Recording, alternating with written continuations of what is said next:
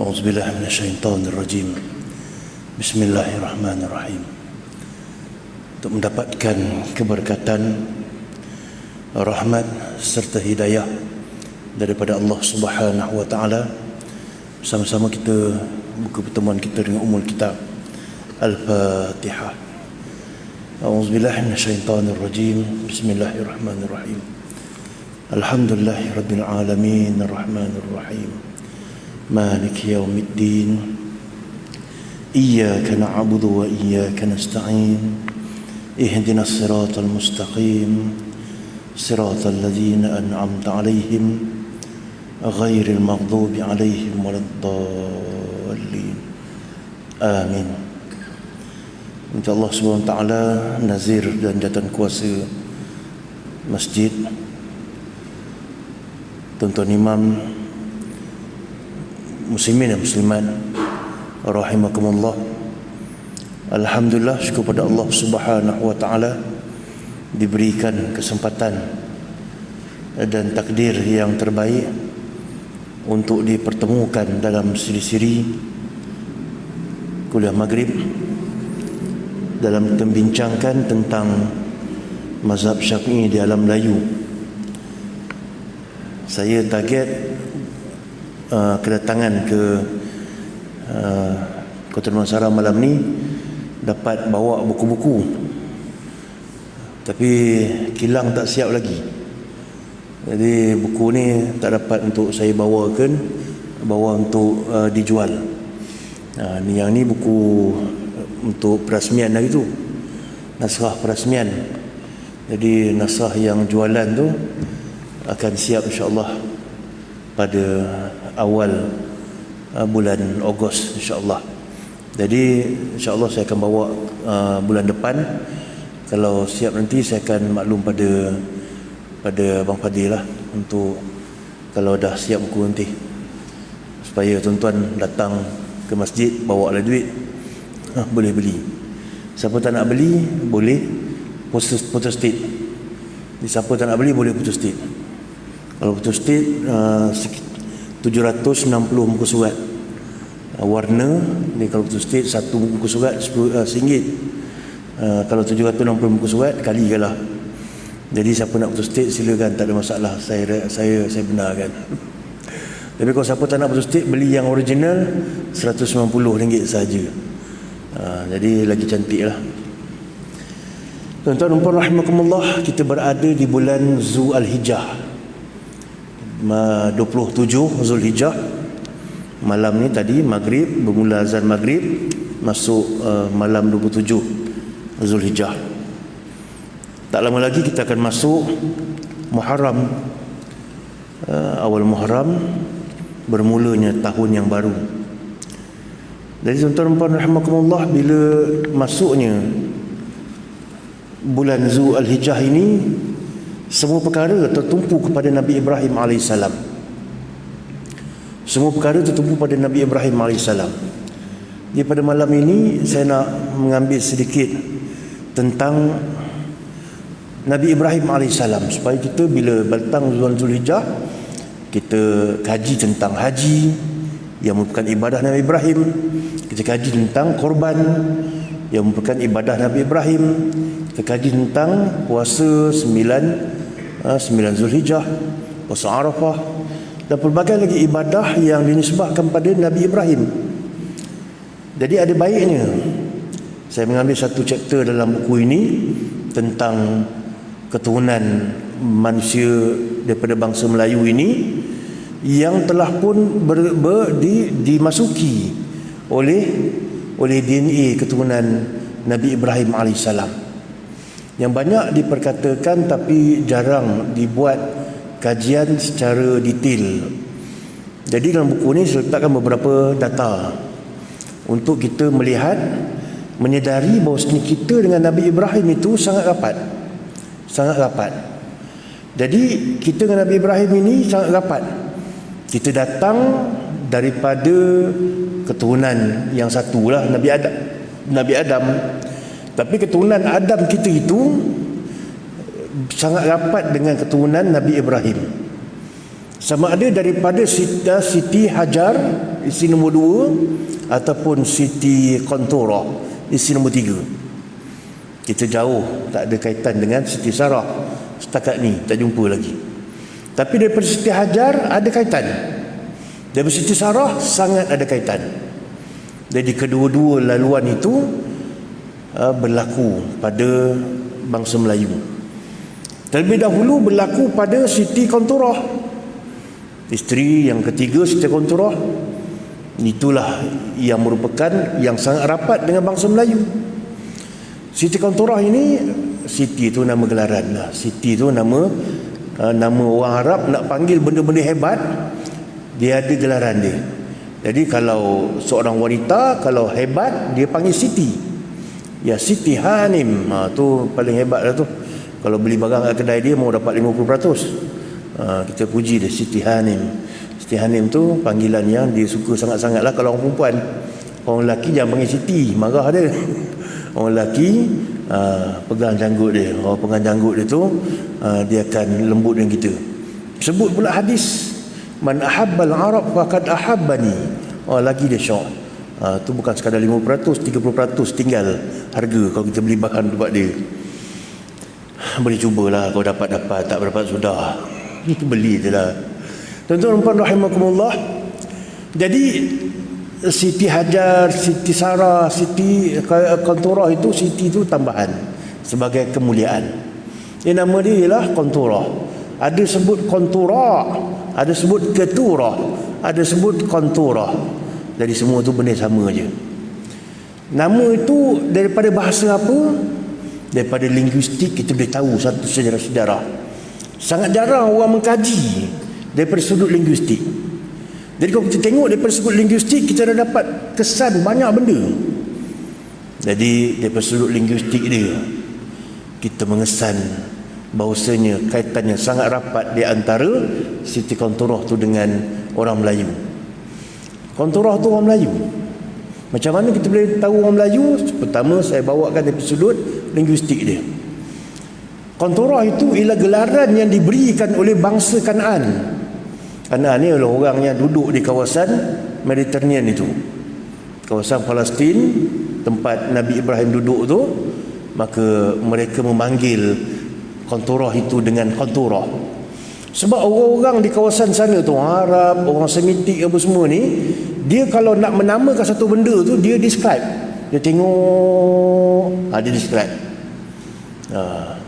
Dia tengok bila buah-buah datang ke sana. Orang Arab tengok ni apa buah ni, pelik sangat duri dia. Buah lain pun ada juga tajam-tajam, tapi tak semacam ini. Pelik tajam dia. Maka dia pun, dia tak sebut durian. Masalahnya sebut durian. Dia tak sebut durian. Dia sebut bahasa dia juga. Dia tengok tu, ni namanya, kita namakan dia Abu Syaukah. Abu Syaukah. Abu Syaukah tu maksudnya, Abu tu bapa, Syaukah tu duri. Bapa duri. Dia namakan durian tu bapak duri. Datang lagi daripada alam Melayu ni, buah pelik. Durian tu bapak duri. Ni tengok berbulu-bulu, lain macam bulu dia. Maka dinamakan bapak bulu. Jadi dia nak sebut benda tu, dia describe. Macam bulan Zulhijjah. Dia tengok bulan ni ramai orang pergi buat haji. Bulan Zulhijjah ada bulan yang melibatkan ibadah haji. Maka dinamakan bulan itu Zulhijjah, bulan yang mempunyai orang yang pergi haji. Tuan-tuan, senang aja. Dia tengok, dia describe, itulah. Dia namakan hari-hari dia, senang aja. Hari apa? Hari ni hari pertama kan, kita namakan hari itu hari pertama. Yaumul Ahad. Ahadun, Ahad, satu. Oleh kerana hari ni hari pertama, kita namakan hari yang pertama. Senang aja. Okey, oleh kerana hari ni hari pertama, esok hari yang kedua. Yaumul Isnain. Isnani, dua. Isnain, Yaumul Isnain, hari yang kedua. Habis dah lepas dua, mestilah ada tiga. Maka Yaumul Sulasa, hari Selasa. Yaumul Sulasa, senang aja nama kan. Hari Jumaat dia dah sebut nama Isnin, Wahid, Ahad, Isnin, Selasa, Rabu, Khamis. Lepas Khamis dah genap dah satu. Khamis dah genap dah. Lepas Khamis tu dia tengok cerah betul lagi ni. Dia namakan hari yang cerah Yaumul Arubah. Yaumul Arubah. Tak nama Yaumul Jumaah lagi. Zaman Rasulullah baru namakan Yaumul Jumaah. Dulu dia panggil Yaumul Arubah. Lepas Arubah Yaumul Sabt. Sebab itu ialah orang Yahudi punya hari kebesaran. Dia namakan hari dia semayang, Yaumul Sabt. Jadi senang dia tengok dia namakan. Itulah kehidupan orang. So dia nampak ada orang ajam. Orang ajam ni orang yang datang daripada luar. Jadi orang ajam ni dia nak namakan apa? Dia nak panggil apa? Orang ajam ini datang daripada kawasan tempat mereka mengambil gaharu ud ataupun bukhur. Jadi tempat dia ambil ud bukhur ni daripada tempat kita. Perempuan tu datang dari tempat kita, maka dia panggillah konturah, wanita gaharu. Jadi konturah itulah bahasa Ibrani. Jadi bahasa Ibrani, orang yang menggunakan bahasa Ibrani dia panggil wanita tadi konturah, wanita gaharu. Konturah itu bahasa Ibrani. Dalam bahasa Arab ni ialah bukhur. Bahasa Arab dia bukhur. Bahasa Melayunya ialah kayu gaharu. Sebab apa diorang panggil konturah? Sebab memang orang Arab ataupun orang Timur Tengah dah mengambil barang-barang daripada alam Melayu dah sekian lama dah. Terutamanya aud atau bukhur, dia dah ambil lama dah, 1000 tahun. Bukan sekadar 3-4 ribu tahun, dah 4 ribu tahun lebih. Sebab mayat yang diawetkan di Mesir itu usia kerajaannya dah 4 ribu tahun lebih, zaman Nabi Musa. Jadi 4 ribu tahun dulu mereka dah ambil barang-barang rempah ratus daripada alam Melayu untuk mengawetkan mumia-mumia. Dan catatan lain mengatakan Cleopatra ni antara peratu yang cantik di Mesir. Dia juga mengambil rempah ratus untuk buat dia punya alat solid dan sebagainya. Rasulullah sendiri memandikan jenazah anak anda Rasulullah SAW, mengambil juga rempah ratus, antaranya kapur barus. Kapur barus disebut dalam hadis. Kapur barus itu diambil datang tempat kita, tak tempat lain. Dan cuma namanya kapur barus. Kapur yang diambil daripada barus. Sebab barus itulah tempat berhimpunnya semua barang-barang di Nusantara ini untuk diambil oleh orang daripada tanah Arab. Barus itu sekarang ni ialah Lok Sumawe, Aceh. Kawasan Sumatera Utara. Yang kena tsunami bawah ni Lok Sumawe. Sekarang ni Lok Sumawe. Dulu namanya barus. Ataupun dipanggil singkel. Ada ulama hebat di situ, Abdul Rauf Singkili. Singkili itu singkel, barus.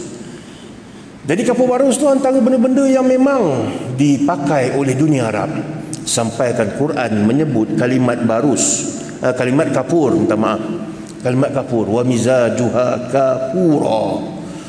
Kafura dalam Quran itu ialah bahasa Melayu, tuan-tuan. Antara bahasa Melayu yang terdapat dalam kalimat-kalimat Quran. Maka telah pun ada hubungan yang sangat rapat dengan Timur Tengah daripada segi alam Melayu punya penghasilan. Jadi mereka nak describe tadi, nak panggil apa orang perempuan ni? Maka panggil dia wanita barus, wanita gaharu, kayu gaharu. Maka dipanggil dalam bahasa bahasa Semitik, iaitu bahasa Ibrani. Cuma bila kita terjemahkan dalam bahasa Arab baru kita perasan. Sebelum ni tak perasan. Saya sendiri pun ikhlas saya kata tak perasan. Tapi bila terjemah bahasa Arab, tengok konturah tu dalam bahasa Arab bukhur. Bila bukhur, sebab apa namanya bukhur? Barulah kita perasan bukhur ni rupanya benda yang datang dari alam Melayu. Jadi diorang nak describekan konturah itu datang dari alam Melayu, maka dia panggil konturah, iaitu bukhur. Bukhur ini ialah kayu gaharu. Tak ada tempat lain, tempat kita, alam Melayu ni. Jadi bila dia dah ada di situ, dia bekerja di rumah Nabi Ibrahim alaihissalam, menjaga keluarga Sarah. Sarah melahirkan Nabi Ishak. Bila Sarah meninggal dunia, maka dialah yang menjaga keluarga Sarah, menjaga Nabi Ishak alaihissalam. Dan akhirnya Nabi Ibrahim berkahwin dengan Qanturah, maka melahirkan 6 orang anak. Anak itulah percampuran orang Melayu dengan orang-orang Semitik. Nabi Ibrahim itu Semitik. Dia bukan Yahudi, dia bukan Nasrani, di atas lagi. Yang Quran kata, wa ma kana Ibrahim Yahudiya wala Nasraniya. Ibrahim itu bukan Yahudi, bukan Nasrani, tapi Ibrahim itu Hanifah Muslimah. Hanifah Muslimah, dia membawa agama Hanif yang juga merupakan seorang Muslim. Jadi Hanifah Muslimah itulah agama yang datang ke alam Melayu. Jadi mereka iaitu Qanturah dengan dia punya keluarga dia pergi merantau berniaga sampai ke sana. Sebila sampai ke sana, maka berkahwin dengan Nabi Ibrahim, dan keturunan ini datang balik ke alam mereka. Jadi bila itu satu linguistik, bukti linguistik dia yang telah tercatat ribuan tahun. Itu pertama, bukti linguistik bahawasanya Qanturah tu orang Melayu. Sebab nama Qanturah dalam bahasa Ibrani, dalam bahasa Arabnya ialah bukur, dalam bahasa Melayunya kayu gaharu. Sekarang ni orang banyak buat projek kayu gaharu tanam. Banyak yang kaya kayu gaharu ni. Jadi kalau siapa yang nak buat projek kayu gaharu, jangan jumpa saya. Saya hanya cerita tentang kayu gaharu malam ni je, tapi bukan tokek kayu gaharu. Jumpa nak beli buku boleh. Tuan-tuan rahimakumullah, itu satu segi linguistik. Yang kedua, daripada segi teknologi genetik. Teknologi genetik menunjukkan bahawasanya, kalau tuan-tuan buka dalam buku ni dia tak ada jual kat kedai-kedai biasa. Sebab dia buku universiti, dia diterbitkan oleh OPSI terbitkan hasil kajian UKM, UKM, UPM dan UITM. Yang dia punya editor dia ialah Zahra Sulaiman. Jadi Zahra Sulaiman ni telah pun bukukan kajian-kajian mitokondria DNA. Tajuk dia Asal Usul Melayu Induknya di Benua Sunda. Dia 3 jilid. Ini jilid pertama. Yang banyak cerita pasal bangsa Melayu, jilid pertama ni. Jilid pertama ni sangat hebat untuk kita kaji. Tapi itulah, buku-buku jenis macam ni dia tak jual secara market open ni. Tuan-tuan boleh cari dekat UPSI, ataupun kalau nak cari online boleh cari dekat kawah buku. Type kawah buku, dia keluar. Segala buku rare ada dekat kawah buku. Dia cari. Tapi yang itu saya tengok kawah buku dalam 2-3 hari lepas, dah out of stock dah, tak ada dah. Boleh cari kat mana lah, carilah. Jadi ini meletakkan kajian-kajian saintis-saintis Melayu. Dan kajian-kajian saintis Melayu itu sama juga dengan kajian daripada orientalis barat. Orientalis barat antara Stephen Oppenheimer. Stephen Oppenheimer lagi dahsyat dia punya kajian pada bangsa Melayu. Dia meletakkan bangsa Melayu bukan sekadar sama macam yang disebut oleh Zahra Sulaiman dan tim dia, mengatakan kita bangsa kedua tertua di dunia, tapi dia turut mengatakan bahawasanya Atlantis yang hilang itu ada di alam Melayu. Tebal juga buku dia, Eden of the East tajuk dia, tuan boleh cari. Jadi dia membawa teori-teori yang sangat hebat. Jadi payah Mak Saleh nak puji kita ni, nak cerita benda betul. Sebab itulah orientalis ni ada yang bersungguh-sungguh, ada yang amanah, ada yang temerang kuat juga. Yang amanah ini biasanya dia akan masuk Islam, macam Roger Jarudi. Roger Jarudi itu orientalis, dia kemukakan macam-macam tentang Islam, tak masuk Islam. Tapi lama-lama akhirnya oleh kerana dia amanah, maka hidayah dapat pada dia, masuk Islam. Dia tukar nama jadi Rajih Garudi. Rajih Garudi. Mula orang ingatkan Rajih Al-Kurdi. Rupanya dia bukan orang Kurdi. Dia Rajih Al-Garudi. Asalnya Roger Garudi. Jadi orientalis ni ramai yang mengkaji. Antaranya Stephen Oppenheimer tadi. Boleh baca dalam bahasa Inggeris, ini dalam bahasa Melayu.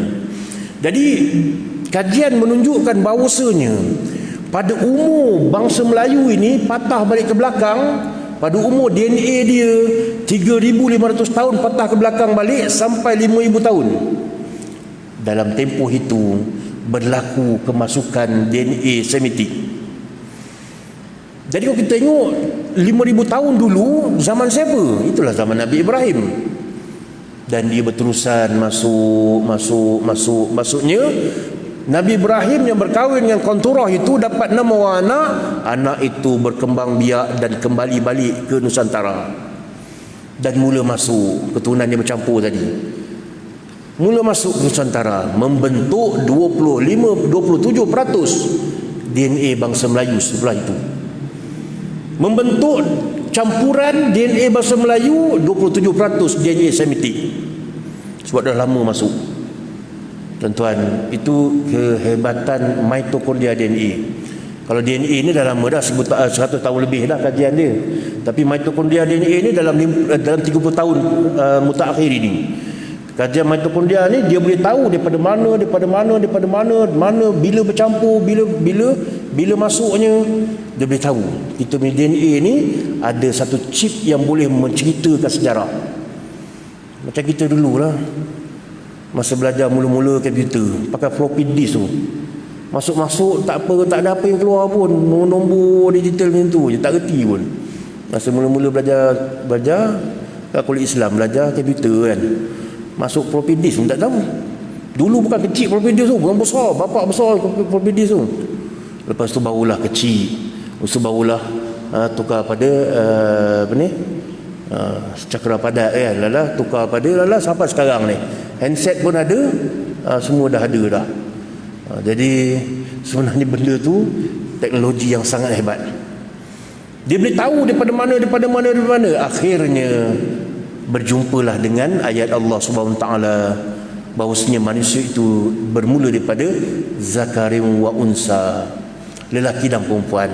Kemudian Allah jadi syu'uba wa qabaila, syu'ub bangsa-bangsa dan kabilah-kabilah.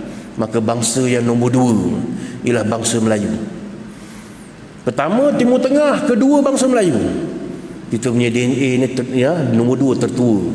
Maka ternafilah segala teori-teori out of Taiwan dan teori out of Yunan. Dulu orang kata kita datang daripada China, daripada mata sepet, dia makin buka sampai dalam Melayu dah buka besar dah. Daripada sepet kepada yang tak sepet. Sebenarnya bila ada teori mitokondria DNA ni, bila tengok umur DNA bangsa Cina baru 40,000 tahun. DNA bangsa Melayu dah 60,000 tahun. Antara yang tua tu orang Lenggung, Perak Man. Mujur lah dia jumpa Perak Man kat Lenggung tu, kecil aje. Dah budak, dia kecil lah, tak besar tubuh dia. Buat 2,000 tahun akan datang, dia jumpa besar macam saya.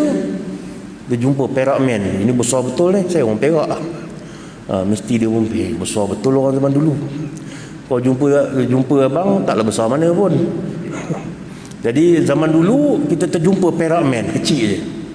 Sebab dia budak. Dah tu dia OKU sikit. Dia tak sempurna sikit. Tapi dia punya yang lain tu semua sempurna, otak sempurna, apa semua sempurna. Jadi itu Perak Man. Tu kita jumpa Jawa Man.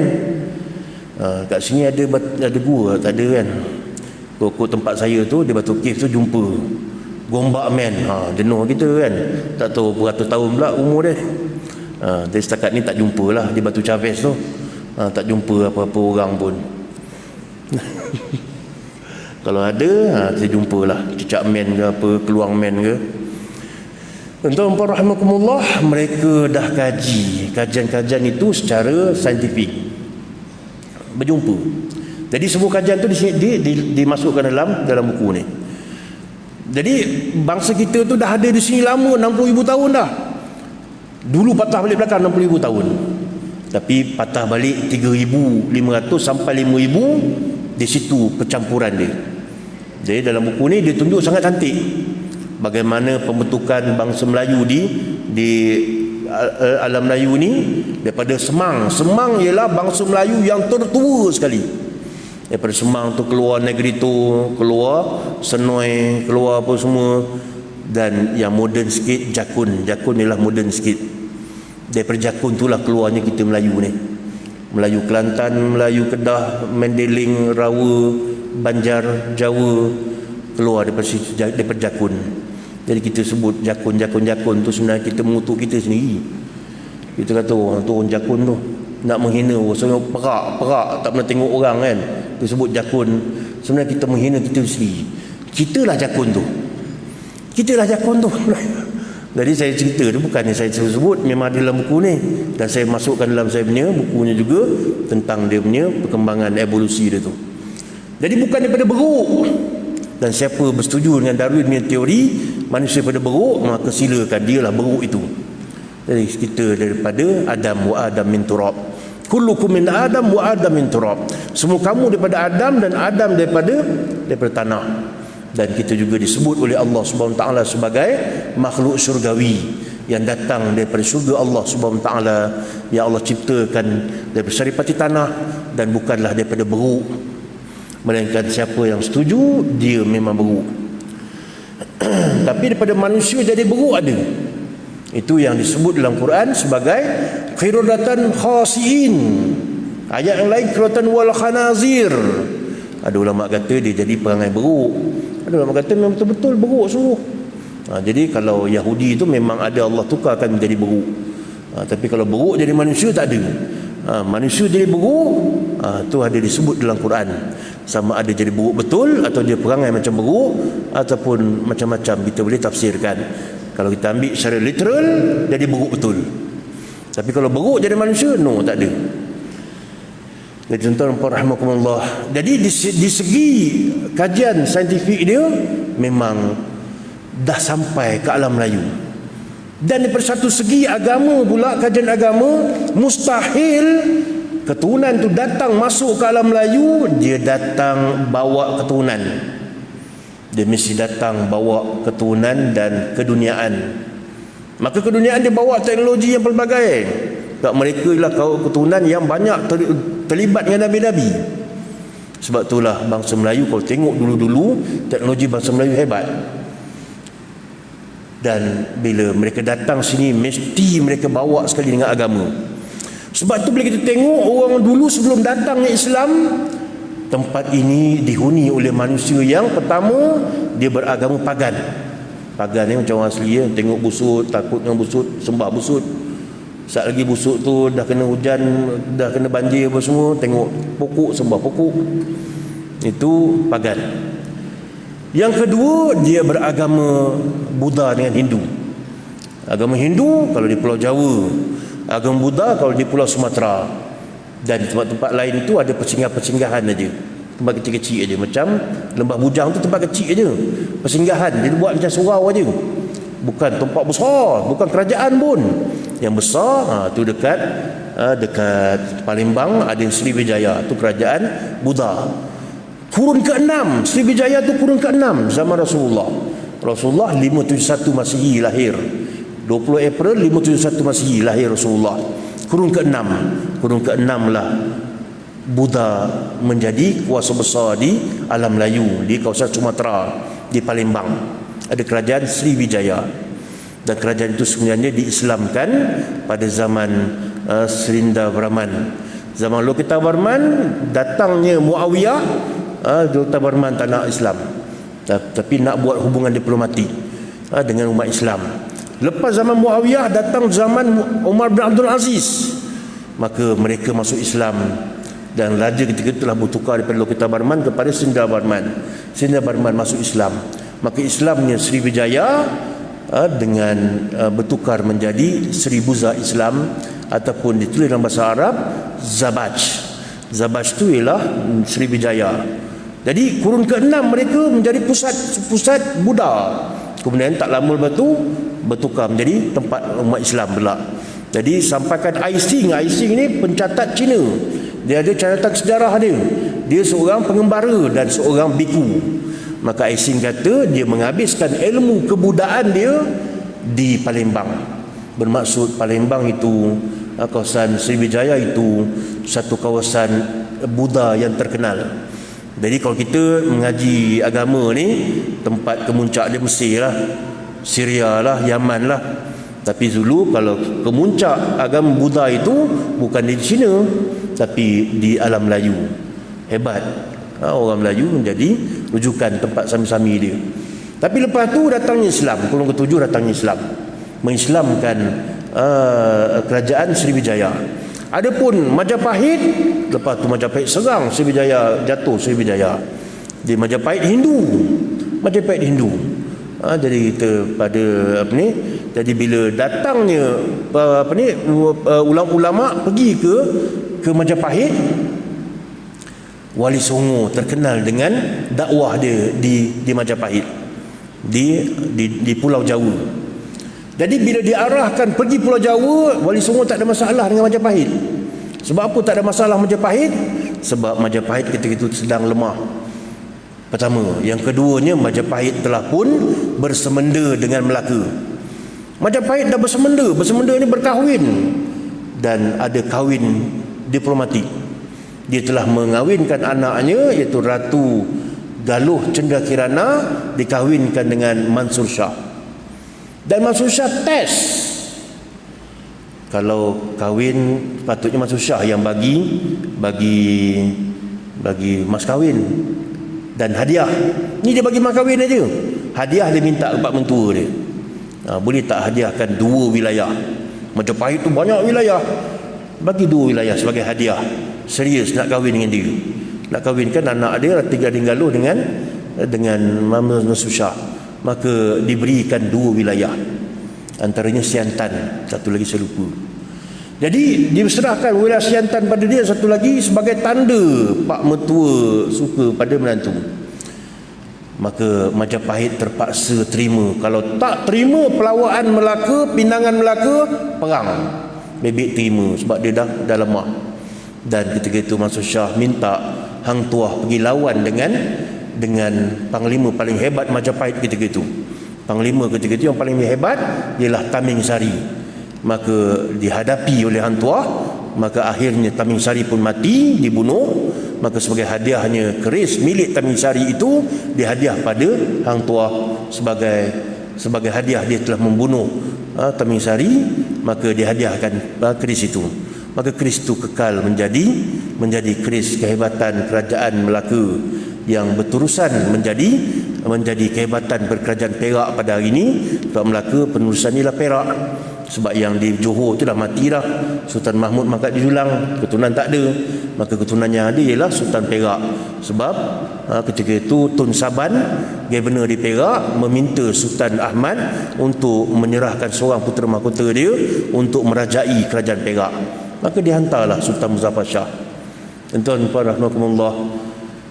Jadi oleh kerana politik ketika itu tak ada masalah sangat, maka Wali Songo masuk dengan aman.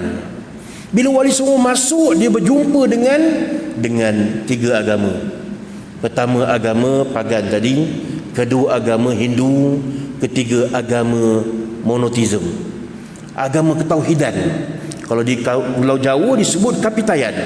Tuan-tuan boleh cari Kapitayan, dia masih ada sampai sekarang lagi. Tapi sekarang ni dah rosak dah. Dulu dia mengamalkan Tuhan itu satu. Jadi bila Wali Songo masuk, dia tengok orang Melayu dah bersembahyang, orang Melayu Jawa bersembahyang. Tolaklah yang pagan tadi dengan yang Hindu tu. Yang tak pagan, tak Hindu, dia bersembahyang, tapi sembahyang tinggal 1 rakaat aja. Bulan lepas saya dah cerita dah tentang dia ada sembahyang tegak, tolajek, rukuk, sujud, teleku. Nama sujud tu nama bahasa teleku, dan duduk antara 2 sujud namanya telempuk. Teleku, telempuk. Rukuk, tolajek, diri tegak. Jadi tinggal 1 rakaat aja. Maka mereka teruskan berdakwah pada mereka, masuklah Islam. Benda sama aja, cuma kami ada 4 rakaat, ada 3 rakaat, 2 rakaat, kamu 1 rakaat aja. Dan bukan sekadar itu, mereka berjumpa dengan puasa. Orang Jawa berpuasa dah. Asal dia kalimat upawasa. Mereka dah upawasa dah. Upawasa lama-lama dari tu hilang, tinggal puasa. Jadi mereka telah berpuasa. Maka ulama-ulama yang masuk ke Pulau Jawa, dia kekalkan kalimat yang menepati agama Islam. Dia tak tukar menjadi siam. Puasa dikekal sebagai puasa. Sembahyang tak ditukar menjadi solat, dikekalkan sembahyang. Sebab kalimat sembahyang tu makna dia betul. Orang Hindu tidak sembahyang. Orang Hindu dia puja. Dia puja, maka disebut memuja. Dia puja berhala tu. Dia puja. Dalam bahasa Melayu kita memuja. Tapi kalau yang Dinul Hanif ini atau Kapitayan ini, mereka tidak memuja, mereka sembahyang. Sembah itu bermaksud mengabdikan diri. Hyang itu bermaksud Yang Maha Esa. Bila gabung mengabdikan diri pada Yang Maha Esa, tepat itu. Maka tidak ditukar oleh Wali Songo untuk memudahkan Islam itu berkembang. Tak ditukar sampai hari ini dipakai kalimat itu. Sampai hari ini dipakai kalimat itu.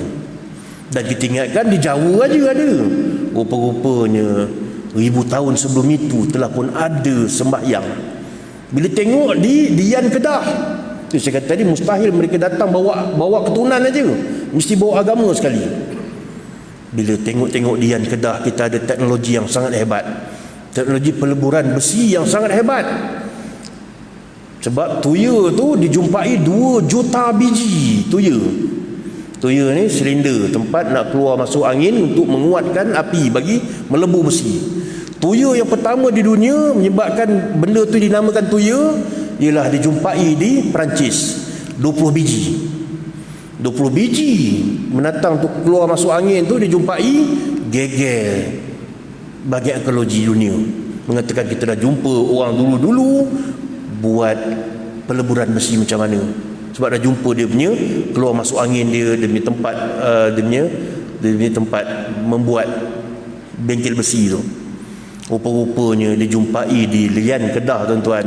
Mula saya tengok, ingatkan diorang silap tulis ni. Biasalah zaman kadang silap perpuluhan apa semua.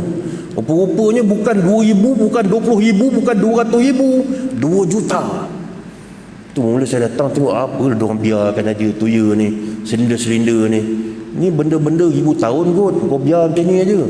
Rupa-rupanya dia tak larat nak tagging dah. Pergi tempat dia simpan benda tu, dia dah tagging, simpan apa semua. 2 juta dah diorang dapat kesan. So yang lain tu biarlah. Tapi tak boleh ambil, sebab itu bahan-bahan ekologi. 2 juta, tuan-tuan. Betapa besarnya industri kita. Jadi bila dia kaji, mesti ada sesuatu di belakang industri ni. Kalau jadi benda yang hebat, mesti ada agama. Kalau tak ada agama, mustahil. Ataupun mesti ada satu doktrin di belakang tu. Maka dicarilah penempatan-penempatan orang zaman dulu. Dia cari, dia buat kajian lagi, dia korek lagi apa semua. Bukan sekadar berjumpa dengan pelabuhan lama, berjumpa dengan tempat sembahyang bangsa Melayu. Maka beberapa pengkaji yang telah pun membuat jurnal mengatakan bahawasanya mereka tidak jumpa langsung sebarang benda yang berbentuk sembahan, patung-patung dan sebagainya. Bermaksud orang dulu-dulu tidak menyembah patung. Dan pelbagai jurnal yang keluar mengkaji tentang bahasa Melayu tidak menyembah patung, tuan. Dan berjumpa dengan tempat sembahyang dia. Sebiji macam orang-orang ahli kitab, termasuk kita sembahyang. Ada pelantar yang siap dengan mihrab. Pelantar yang siap dengan mihrab, tuan-tuan. Jadi menunjukkan memang kita didatangi bukan sekadar keturunan Dinul Hanif masuk dalam kita, keturunan Nabi Ibrahim masuk dalam kita, tapi keturunan Rasulullah, tapi dengan agamanya sekali dibawa. Tapi dah 1000 tahun tinggal saki-baki je. Sebab itulah maklumat ini tidak dimasukkan oleh orientalis. Orientalis J.J. Hall, Snow Agronji dan sebagainya, bila sebut sebelum Islam, sini ada pagan, animisme, Hindu, Buddha, itu je. Dia tak cerita adanya Dinul Hanif. Sebab apa? Kalau dia cerita, dia tahu nanti orang Melayu akan rasa diri mereka hebat, sebab mereka kekal ketauhidan Allah 1000 tahun di alam ni. Cuma mula diganggu dengan kehadiran Hindu dan Buddha. Tapi itu zaman itu memang kehadiran mereka. Buddha turun ke-6 dengan adanya Sriwijaya. Dan Hindu paling awal dapat dikesan ialah kerajaan Kutai. Kerajaan Kutai. Itu pada kurun keempat. Kurun keempat Masihi baru ada kerajaan Kutai di Kalimantan. Sebelum tu tak ada kerajaan, tuan-tuan. Tapi Ustaz tu Lembah Bujang tu bukan kerajaan. Lembah Bujang tempat persinggahan saja. Dia buat macam surau kat situ, tempat persinggahan dia. Sebab dia sambil nak pergi China, dia lepak kat situ untuk menunggu angin, dia buat tempat persinggahan ni. Bukan kerajaan pun. Yang kerajaan tu dekat Borobudur. Tu kurun keempat. Paling awal tu kat Kutai, bukan dekat Majapahit. Majapahit lepas tu. Borobudur kurun ke-8. Jadi selepas itu, tuan-tuan, kurun ke-8 Borobudur. Angkor Wat kurun ke-12. Dan paling awal kerajaan Kutai. Walaupun ada mengatakan Salaka Negara atau Taruma Negara, tapi Salaka Negara ni di kalangan ahli sejarawan mereka berselisih. Sebab dia kata Salaka Negara ni kecil sangat untuk memberikan bukti satu dunia Melayu. Sebab dia kecil pun orang daripada India yang datang menjadi raja kat situ. Jadi kecil sangat dan ramai mengatakan dia tidak wujud. Hanya beberapa catatan dia mengatakan dia wujud sebagai kerajaan maritim tepi pantai. Itu kecil aja. Kalau kita terima sekalipun kewujudan Salaka Negara atau Taruma Negara ini, dia masih lagi kurun kedua. Itu pun yang tak ada. Jadi seawal-awal Hindu datang kurun kedua atau kurun keempat. Seawal-awal Buddha datang kurun keenam. Datang dengan keadaan dia berkuasa lah. Tapi kalau datang singgah-singgah tu lama dah dia datang singgah-singgah sebagai tempat persinggah di alam Melayu ni. Habis apa agamanya sebelum datang Hindu Buddha? Mesti ada. Sekarang baru terbongkar, tuan-tuan. Rupa-rupanya kita sangat rapat dengan Dinul Hanif. Maka berbanggalah kita, keturunan kita ialah bangsa yang meletakkan ketauhidan sebagai satu benda yang penting dalam kehidupan mereka. Sebab itulah jurnal-jurnal banyak menulis tentang kajian-kajian universiti mengatakan tidak dijumpai sebelum kurun keempat itu sebarang prasasti menunjukkan ada sembahan berbentuk patung-patung di alam Melayu. Tak ada, tuan-tuan. Jadi saya rasa sekat dulu pertemuan kita pada malam ini. Jadi berbangga kita sebagai keturunan yang telah pun ribu tahun dengan agama ketauhidan. Aku qali hadza nastaghfirullah li wa lakum. Wassalamualaikum warahmatullahi taala wabarakatuh. InsyaAllah bulan depan kita akan bawa buku ni dan tuan-tuan boleh belilah. InsyaAllah.